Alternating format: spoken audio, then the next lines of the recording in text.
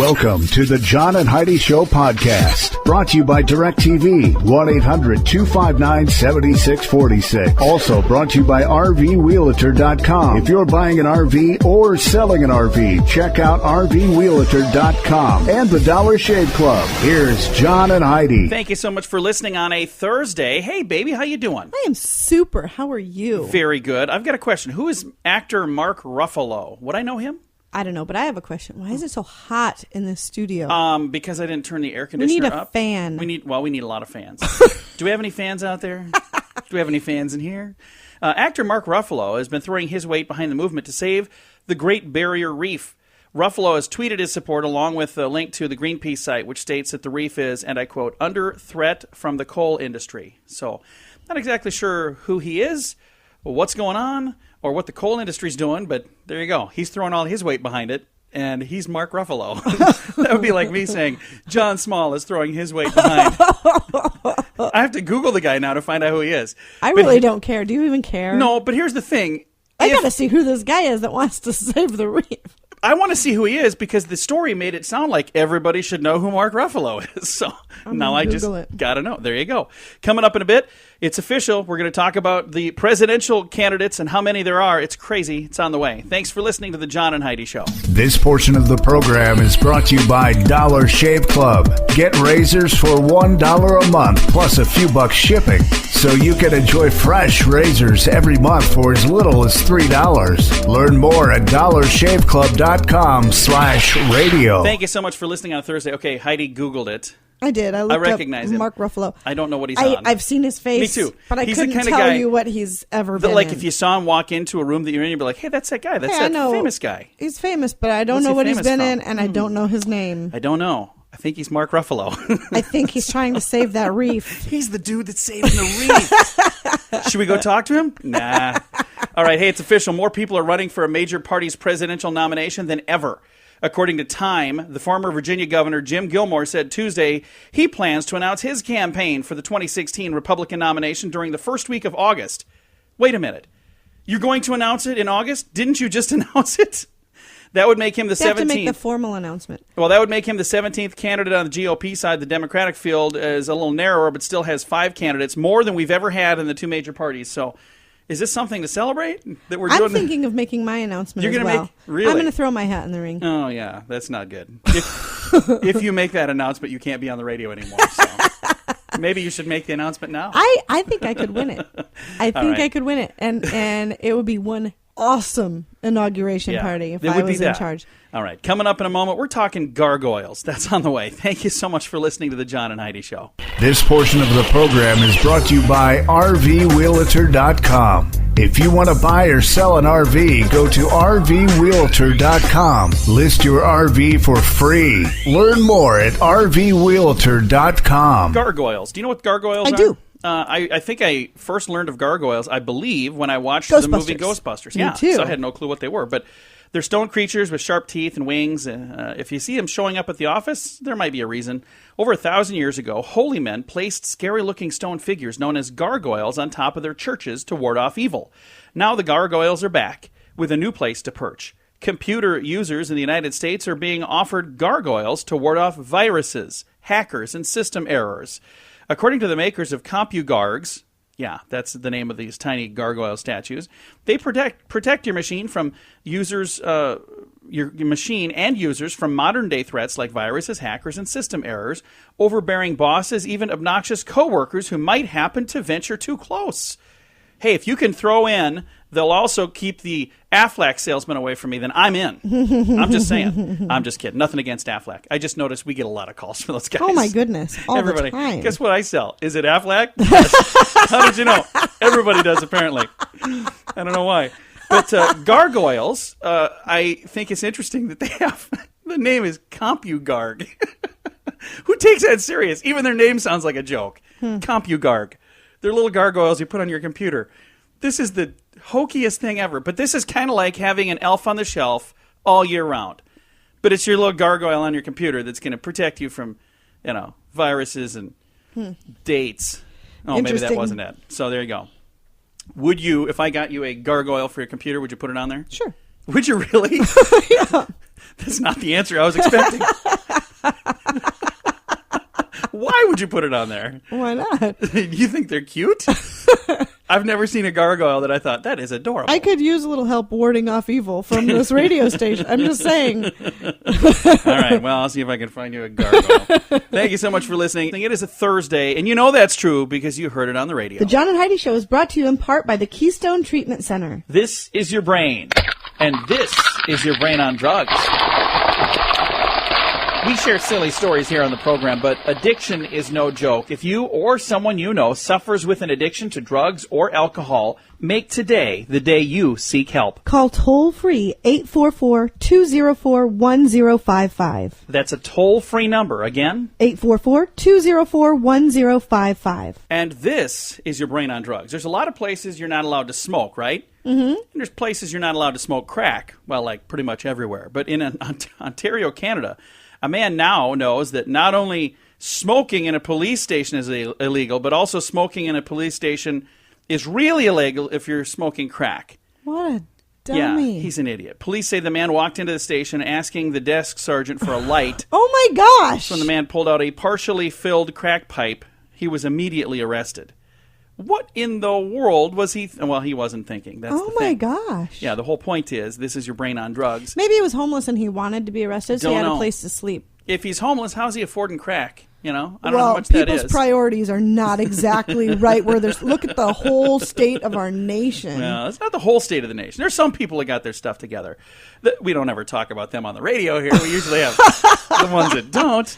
But coming up, we're going to talk about a burglar and what he bumbled with our moment of duh. We also have the scoop of the day on the way. Thanks for joining us here on a Thursday edition of the John and Heidi Show. This portion of the program is brought to you by Keystone Treatment Center. Addiction is no laughing matter.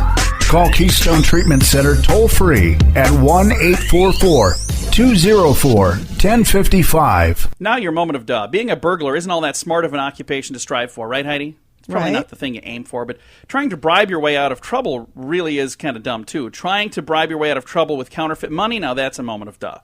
Charles Lee of Des Moines, Iowa, was awakened at 4 a.m. by his 87-year-old mother screaming. He ran in to find the would-be burglar had come through the bedroom window. He grabbed the intruder and was dragging him outside to show him a little pat down, we'll say. He's going to beat the snot out of him. The burglar tried to bribe him by offering him $100. And that's where our moment of duh takes place. Lee said, I knew it was fake because the $100 bill had George W. Bush on there for the photo. He's like, oh my gosh. That's not even real money. Yeah, sure it is. No, it's not. This guy right here, he was a president just recently. $100 bill doesn't have him on it. It has Benjamin Franklin. So, yeah, that's your moment of duh. So you don't want to be a robber in the first place, but then if you're trying to bribe somebody with fake money, probably not a good idea for it to be really, really fake-looking money.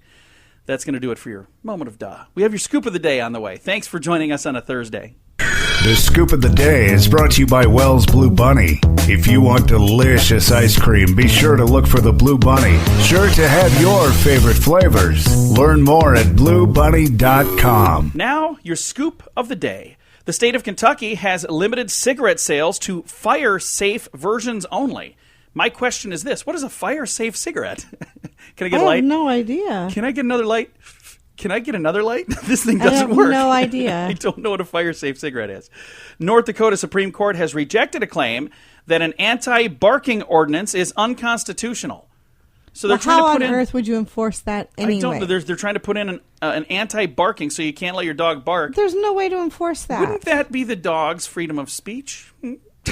Dogs don't have those kind of rights. All right. But that would be so... You couldn't enforce that. There's no way. I don't know. Dogs Would bark. you arrest the dog or would you arrest the people? You would arrest the owner. There you go. It's kind of scary.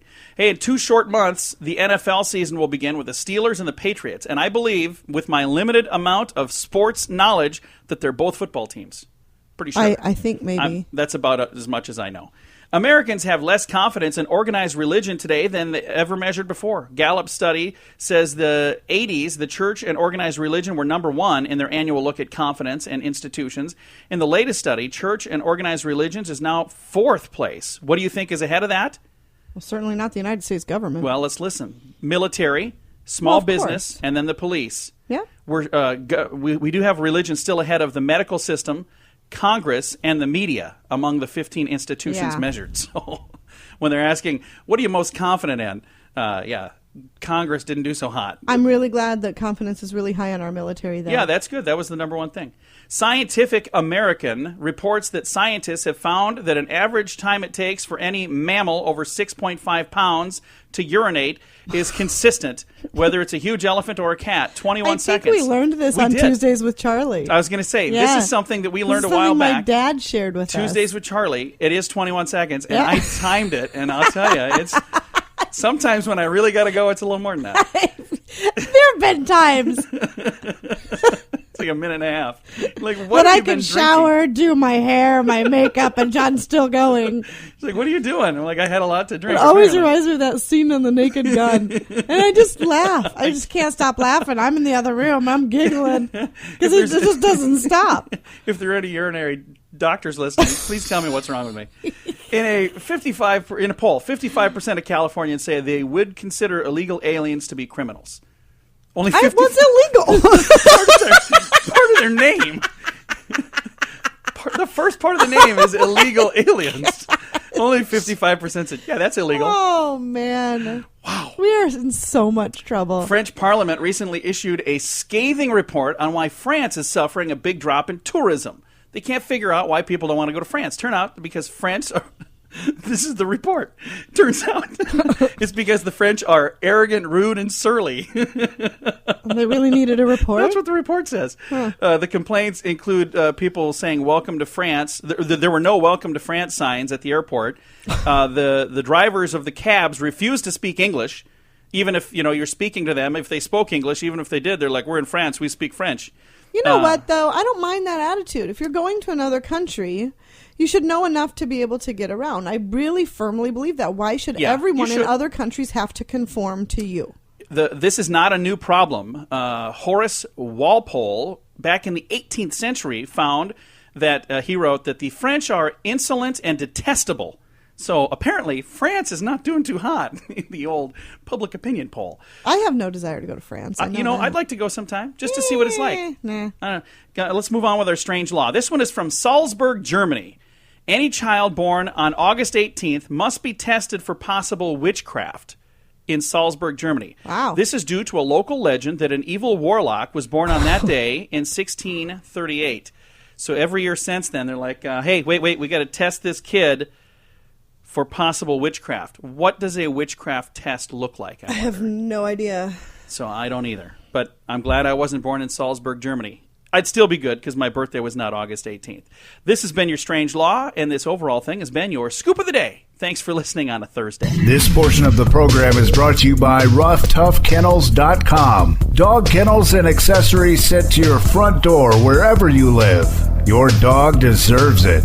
Learn more at RoughToughKennels.com. Thank you so much for listening on a Thursday. I've got a special guest on the phone today, and we're going to be visiting with this young lady about why it's important to laugh. And the reason we're going to be visiting with her about that, she's a professional laugher, Cynthia Curtis with GoToLaugh.com. Cynthia, how are you doing today? Yes, I'm just fine. Thank you for asking. Now, how does somebody become a professional laugher? How does that happen? Well, I started quite by accident.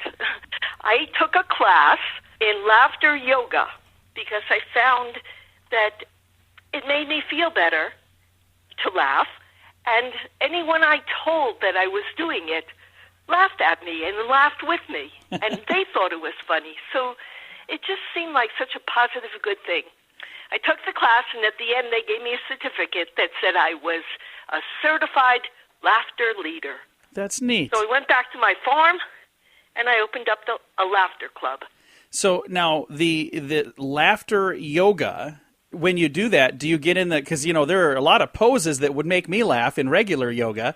Do you get in those downward facing dog and all of that silly stuff, or how do you do laughter yoga? Do you get in those poses still, or? The reason it's called yoga is because it uses breath yoga. Okay. There is some aspects of it that you would try and do, which is mindful breathing and diaphragmatic breathing, kind of breathing, like an opera singer would learn if she was practicing. It's from breathing from the stomach. Okay. So, and there is a form of yoga that that uses that called prana yoga. So in any case, the man who started this program was an Indian doctor with a yoga wife. And they did it 20 years ago. I think 1995 is when they started their first laughter club. And so now it's on 6 continents. It's in 30,000 laughter clubs around the world. There's, I forget the number of countries that it's in. So it's really spread far and wide because laughter is contagious. Yeah. So it's pretty simple to see. People enjoy it. And they say laughter is the best medicine, so I could see this definitely making people feel better as well. It definitely does. And let me tell you the science about it, okay, that I know. And that is that the body doesn't really differentiate if you are pretending to laugh or if you're putting on a laugh. It will realize that you are laughing and excrete hormones and phytohormones into the bloodstream that will make you feel better. Nice. And they will also lower those cortisones and dopamines. So the endorphins rise, and those are the feel-good hormones, and the dopamines and the cortisones that make you aggressive and fearful and such like that are lessened. So more oxygen goes into your body and into your brain. It's very hard to breathe in and laugh. You have to breathe out and laugh. So you empty your lungs, and your next breath takes in more rich oxygen. Not only does it feel good, it is good for you. It opens up your chest cavity. They call it internal jogging. Wow. And you could see it yourself. If you just put your hand on your stomach and laugh like Santa Claus, you can feel all of the muscles tightening. It does work. I just felt it. Okay. And I jiggle like Santa Claus, too. They do laughter yoga with people on dialysis, people with Parkinson's disease. And you said you're certified as a certified laughter leader. See, I need to be one of those. Or at least I just need to be certified. Maybe that's what I need to be. Well, Cynthia. Well, come to the funny farm. That sounds fun. Now, where are you guys located? What state are you in? We're in New Jersey. Okay. We're actually a Christmas tree farm. Nice. And we opened up the Funny Farm Laughter Club here. I think it's fascinating, and I really appreciate you taking some time to chat with us about this. I hope you people try it, because it's just such a wonderful thing. So I want to ask you, since my wife and I do this show, she's not in here right now, but the two of us, we try to get people to laugh every day. So could we say that by listening to our program that you'd actually maybe become more healthy? I think so, if you laugh through it, for sure. All right. Need to do extended laughter. That's why maybe watching a movie is not so good. You need to give your body enough time to realize that you're happy, to send those hormones to your brain and throughout your body. So it has to be extended laughter, which is why we do this laughter club. Again, we've been visiting with Cynthia Curtis, who is a professional laugher and a certified laughter yoga leader from Dr. Katarian's School of Laughter Yoga. And Cynthia, we'll be calling you again. This was a very fun conversation.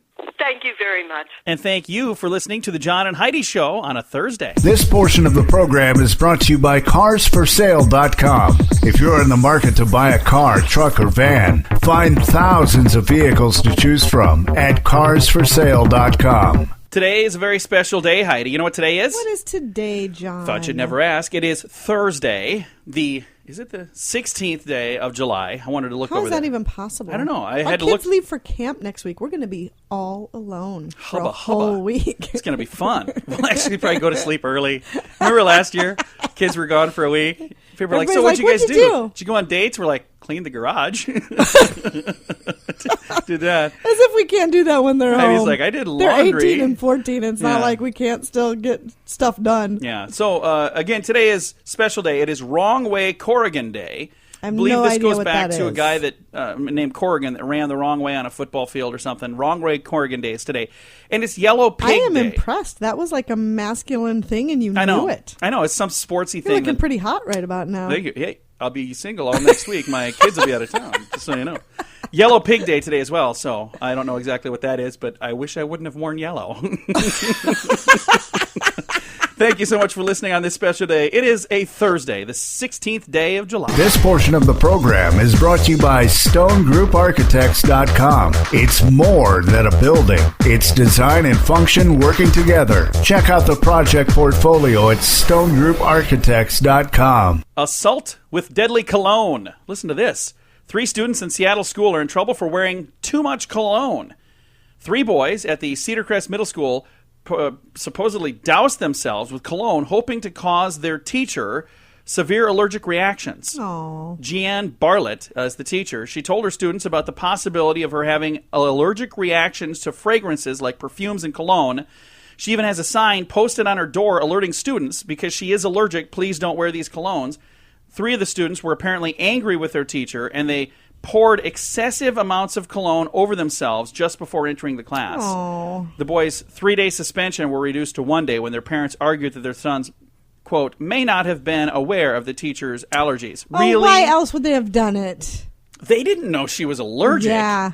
They just felt were like just all of them really together felt like dousing themselves thought in that cologne. they didn't smell good, and they used a whole Wow. bottle of cologne between the 3 of them. That's awful. So, parents, come on. Man up, woman up, whatever you need to do, and just say, you know what, kids, that was a bad idea. As a parent, you are not doing your child a service at all when you discount the wrongdoings that they do. When they purposely do something wrong, and you Punish them. back them up, and you say, hey, whoa, maybe he didn't know. Okay, ask the kid, did you know? You didn't see the giant sign you walk by every single day? You didn't hear the teacher tell you this on the first day of class? Why in the world, then, would you have doused cologne on yourself and your friends? What was the purpose of it if it wasn't to try to cause an allergic reaction? If that would have been my kid that did something like that, I would have been like 3 days. Let's move it up to 5. Exactly. I think that was really sad that they got it knocked down to 1 day. I think it's awful, and we as a country are in a lot of trouble if we don't start taking responsibility for our own actions and fessing up to the consequences of those actions. As a parent, we have kids. Our kids have done things wrong. They don't get a pass. No. They get punished. Because if they don't, they're going to continue to do that. Yep. And I'd say overall our kids are pretty darn good. We have awesome kids. I think so too. They don't wear deadly cologne. I know that. Coming up in a moment, we're going to talk about, what is this over here? Oh, surgery on your bowels. Whoa. Ah, nice segue, baby. Interesting. That's on the way. Thanks for joining us on the John and Heidi Show. This portion of the program is brought to you by DirecTV, 1-800-259-7646. Also brought to you by RVWheelator.com. If you're buying an RV or selling an RV, check out RVWheelator.com and the Dollar Shave Club. Here's John and Heidi. Just a bit ago, we had a story about cologne. That probably smelled good. This story, maybe not. Know somebody having surgery on their bowels? If you do, the perfect gift for them might be bubble gum. Soon may be standard procedure for doctors to prescribe chewing gum for patients who have bowel operations. According to new research, it apparently helps those patients recover faster and go home earlier. If the patient chews gum for 30 minutes in the morning, in the afternoon, and the night, the chewing action triggers your gastric hormones. It says, in turn, the bowel is stimulated as though you're thinks that you're eating, even though you're just chewing the gum, you're not swallowing it. It allows you to resume normal eating a lot sooner. So there you go. If you happen to have bowel surgery, get some Hubba Bubba and have some fun. Don't get Hubba Bubba. She almost died on Hubba Bubba. Yeah, what year was that? Hubba Bubba incident of 85. Yeah, there you go. It was awful. She's got a gag reflex because she was chewing that and is like, now she eats a half a stick of Trinux. That stuff never hardens up. It's like a big old sugary blob, and it oozes its way down your throat. She now literally chews like half a chiclet or half a piece of... See a half a chiclet laying there. You know Heidi's been around. All right. Thank you so much for listening on a Thursday. This portion of the program is brought to you by GunUp.com. If you're a gun lover, you'll be in heaven at GunUp.com. Built by experienced military veterans, shooting sports competitors, and publishing professionals. They have awesome stories and articles that are read by millions of gun enthusiasts. Check it out at GunUp.com. Headline: Sit less and extend your life. As we sit here at our desk. I'm sitting while I... Should I stand up while I read this? According to a new study, the study published in the journal BMJ Open indicates that Americans spend about 55% of their day, or 7.5 hours, sitting on their tuchus. However, it appears that if people reduce that time spent seated to less than 3 hours a day, it can boost your lifespan by an extra 2 hours. Furthermore, cutting TV viewing down... By 2 hours? By 2 years. 2 years. Sorry. I was going to say, who cares? It's hardly worth it. Most likely I'll just be sitting down with those extra 2 hours anyway. So. I'm exhausted. Been standing my whole life. Furthermore, cutting TV viewing time down to less than 2 hours a day may extend a person's life by about 1.4 years. Nice. So there you go. Quit sitting around so much, quit watching TV so much, and you might live longer. But if you're not watching TV and you're standing all the time, do you really want to live longer anyway? Can somebody please just run me over? What kind of a life is that? What happened on Seinfeld? That's been off for years. All right, coming up, we're going to talk about a man in Canada that tried a creative way to cut his taxes. This portion of the program is brought to you by Dollar Shave Club. You can get razors sent to your door each month for just $1, plus a couple of bucks shipping. It's an amazing deal. Log on to dollarshaveclub.com/radio to learn more. That's dollarshaveclub.com/radio. Now, back to the John and Heidi Show podcast. Nice try up there in Canada. Listen to this. A Canadian man thought he could come up with a creative way to cut down the size of his tax bill. This happened a few years back. Inventor James Weber got a bill from the Revenue Canada. That's like their IRS, right? I would assume. So it said that he owed $110,000 in income taxes. But he noticed the bill showed a dollar sign with just one line through it instead of two, a symbol that he said denotes a Colombian peso. So he paid his taxes with 110,650 pesos. That's about 75 Canadian dollars, by the way. The government didn't buy his method of payment and actually seized his BMW, motorbike, some of his other possessions. Weber finally fought back by filing 50 documents in federal court to back up his claim, including banking and other dictionaries, and the British North American Act. The court ruled against him. So they said, sir, you didn't make pesos. Why would we have you pay in pesos? Exactly. So it's ridiculous. It doesn't matter what you found on your computer keyboard. I'm looking on mine right now. There's just one line on mine, too, on the keyboard here. So if I typed a thing with one line, that would officially, according to this man, be a, what was it called again? Colombian peso. Mine has one line as well. And for it to be a U.S. dollar or Canadian dollar, it's supposed to have two lines. Yep, it is. So there you go. But that's a ridiculous claim. I thought it was kind of a clever way for him to at least try to get out of it. Yeah, but after legal fees and stuff, I'm sure it probably didn't work out so hot for him. So he owed $110,000. He must do okay. He must do all right. I certainly wouldn't be complaining if you're making that kind of money. Well, and the thing is, it is interesting that he came up with this idea to use the pesos. I remember... he's a smart fellow. That's why he's making the kind of money he's making. I remember back when Who Wants to Be a Millionaire came out, I read a story about a radio station that did a thing called Who Wants to Be a Turkish Millionaire. And I guess a Turkish $1 million was like $18. So they were doing this thing. I thought that was pretty clever. So this guy, he was onto something because, his little conversion rate there would have been $75 instead of $110,000. So there you go. Can't fault him for trying. All right. Thank you so much for listening to the John and Heidi Show. It is a Thursday. This portion of the program is brought to you by DirecTV. Call 1-800-259-7646. They have hundreds of channels to choose from, with many packages to fit your viewing desires. Learn more at 1-800-259-7646. How much sleep do you think the average person gets every night, Heidi? I think the average person gets 7 hours and 50 minutes. You saw this, didn't you? You little... That's not nice. I am definitely, though. Are you above average or below average? Below average? I think I toss and turn a lot. I'm below average as well. Says I'm laying in bed, but I don't think I'm sleeping. There you go. The average American sleeps 7 hours and 50 minutes, according to Withings, a maker of health tracking devices. Americans are falling asleep around 11:32 p.m. That's the average fall asleep time. The wake up time, on average, 7:22 a.m. That means the average American sleeps for nearly 8 hours. The study found that on average, Colorado is the first to rise at 7:07, followed closely by Rhode Island, then South Dakota. As a region, Midwestern states likewise go to bed the earliest, with South Dakota turning the lights out first. According to the study in Time magazine, residents of Delaware, on average, are sleeping less than the rest of the country. Guess how much sleep they're getting in Delaware? How much? 7 hours and 36 minutes every night. Ah. Rhode Island, New York, Massachusetts, and D.C. all closely follow behind. Meanwhile, Montana residents sleep the most at 8 hours and 20 minutes every night. And they're like, what's the rush? I could go 100 miles an hour to work. They don't have a speed limit there, right? Maybe they do now. I don't know.